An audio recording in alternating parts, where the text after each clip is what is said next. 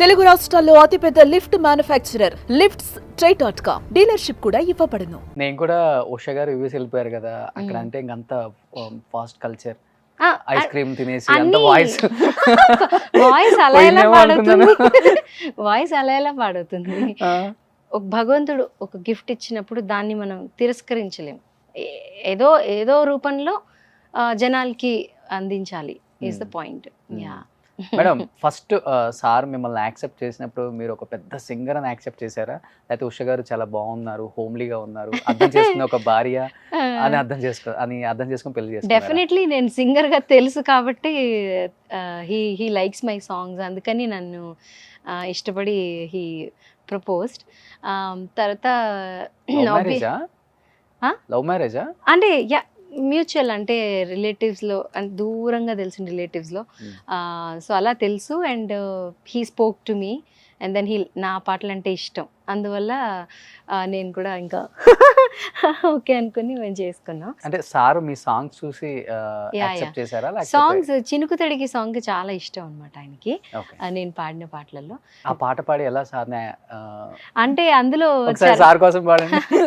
అందులో చరణంలో అవన్నీ కూడా, అంటే లిరిక్స్ ఒక సీతారామ శాస్త్రి గారు అద్భుతమైన ఫెంటాస్టిక్ లిరిసిస్ట్, మన ఇండస్ట్రీ కోల్పోయిన ఆణిముత్యాల్లో ఒకరాయన. చినుకు తడికి చిగురు తొడుగు పువ్వమ్మా, ఎవరి కనుల చిలిపి కలవు నువ్వమ్మా, మూవలే మనసు పడు పాదమా, ఊహలే ఉలికి పడు ప్రాయమా, హిందోళంలా సాగే అందాల సెలయేరమ్మ, ఆమని మధువనమా, ఆమని మధువనమా. ఒక అమ్మాయిని ఎంత బాగా డిస్క్రైబ్ చేయాలో సీతారామ శాస్త్రి గారికి తెలిసినట్టుగా ఐ థింక్ ఇంకెవరికి తెలీదు. అంత అద్భుతంగా లిరిక్స్ రాశారు. అండ్ ఈ పాటకి నాకు నంది అవార్డు కూడా వచ్చింది. So this was the song Srikanth కి నచ్చినది. యా, హస్బెండ్ పేరు శ్రీకాంత్. శ్రీకాంత్. ఓకే, ఏం చేస్తుంటారు సార్? సాఫ్ట్వేర్ ఇంజనీర్ అండి. సాఫ్ట్వేర్. యా, మనం చాలా సాఫ్ట్ కదా, సాఫ్ట్ కాదు కదా మేడం మనం అంతా. ఎలా సెట్ అయింది సాఫ్ట్వేర్ కి మనం? అంటే కొన్ని అలా అవుతుంటాయి. హీస్ ఆల్సో, తను కూడా మాట్లాడతారు, బాగా మాట్లాడతారు. అండ్ నేను కూడా మాట్లాడతాను.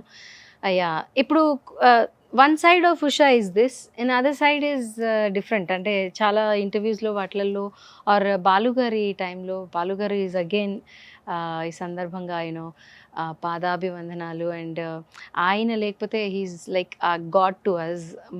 ఆయన వల్ల మాలాంటి ఎంతోమంది సింగర్స్ ఈ ఇండస్ట్రీకి రావడం జరిగింది.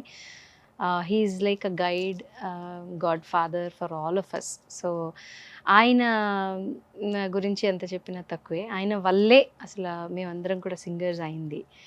సో ఆయన పాడిన లాస్ట్ పాట కూడా ఎంత అద్భుతంగా, ఇప్పుడు వచ్చిన సింగర్స్ ఆ పాటని అసలు అటెంప్టే చేయగలుగుతారా అనిపించేలా ఉంటుంది, అంతలా పాడతారు ఆయన. We miss him actually. Even though recent గా సీతారామంలో కూడా చరణ్ గారు చాలా నచ్చింది నాకు. యాక్చువల్లీ చరణ్ గారితో ఒక షో జరిగింది అనమాట బర్మింగ్హామ్ లో, నేను వెళ్ళాను. We were singing. అయితే ఆ పాట పాడమని అడిగేటప్పుడు I can see that Balu గారి ఫ్లేవర్ ఇన్ చరణ్ గారి వాయిస్. అసలు వింటున్నప్పుడు ఓ సీత అని ఆయన అన్నప్పుడు ఇలా ఒకసారి చూసి బాలు గారి లాగా అనిపించింది అనుకున్నాను. That's what I was telling Charan గారు ఆల్సో. అండ్ మీరు ఫస్ట్ పాడుతా తీగ కూడా విన్నర్ కదా, ఫస్ట్ విన్నర్ మీరే కదా? అంతేనే అండి. ఫస్ట్ దట్ ఈస్ హౌ నేను బాలు గారిని కలవడం, అసలు దట్ వాజ్ గ్రేట్ ఎక్స్పీరియన్స్. ఆయనతోటి స్పెషల్ ఇది అటెన్షన్ ఉండింది. అంటే he always use to encourage చేసేవారు బాగా. నేను ఎప్పుడు నవ్వుతూనే ఉండేదాన్ని ఆయన దగ్గర. So he use to really like that. And ఆయనతో చాలా చాలా మెమరీస్, మంచి మంచి మెమరీస్, ఆయనతో పాడడం, ఆయనతో ట్రావెల్ చేయటం అనేది అదృష్టం. నేను చూసాను మీ సెమీఫైనల్ సాంగ్ కూడా. అవును, చాలానే ఎక్స్పీరియన్సెస్. ఆయన ఏంటంటే ఆయన నేర్పడం కూడా చాలా బాగా నేర్పించేవారు అనమాట. ఏదైనా రాదు అని అంటే ఆయన చూసే ఫస్ట్ నేర్చుకునేవాళ్ళం. అండ్ ఆయన చెప్పేవారు, ఇలా కాదు, బ్రీత్ ఇలా హోల్డ్ చేసుకోవాలి, గమకాలు ఇలా, ఇవన్నీ చెప్పేవారు. So we miss all that. చాలా మంది చెప్తుంటారు ఇండస్ట్రీలో ఉషా గారు బాలు గారికి దత్తపుత్రిక. ఈ ట్రీటెడ్ ఎగ్జాక్ట్లీ మా అమ్మాయి అన్నట్టుగానే ట్రీట్ చేసేవారు. ఎంత స్వీట్ పర్సన్. బాలు గారితో అందరికీ మంచి మంచి ఎక్స్పీరియన్సెస్ ఉన్నాయన్నమాట. ఎవ్రీ సింగర్ హ్యాస్ గాట్ ఒక మంచి ఎక్స్పీరియన్స్. ఎందుకంటే అందరినీ అలా గుర్తుపెట్టుకుంటారు, అందరికీ అలా సజెషన్స్ ఇస్తారు, వాళ్ళతో బాగా బిహేవ్ చేస్తారు. ఆయన కోపం తెచ్చుకున్న సందర్భాలు నాకు తెలియని కూడా తెలియదు. So very rare. So yeah, I think US వెళ్ళినప్పుడు కూడా మీ కెరీర్ గురించి ఆయనే ఎక్కువ బాధపడ్డారు, చాలా సార్లు చెప్పారు ఇలా కాదమ్మా నువ్వు ఇంకా పాడాలి, ఇంకా చాలా లైఫ్ ఉంది, ఇండియా వచ్చేసే ఇండియా అంటూ ఉండేవారు.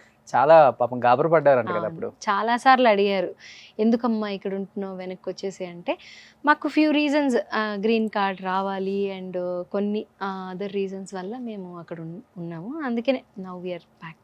సుమన్ టీవీలో మీ పర్సనల్ అండ్ బిజినెస్ ప్రమోషన్స్ కోసం కింది నెంబర్కి కాంటాక్ట్ చేయండి.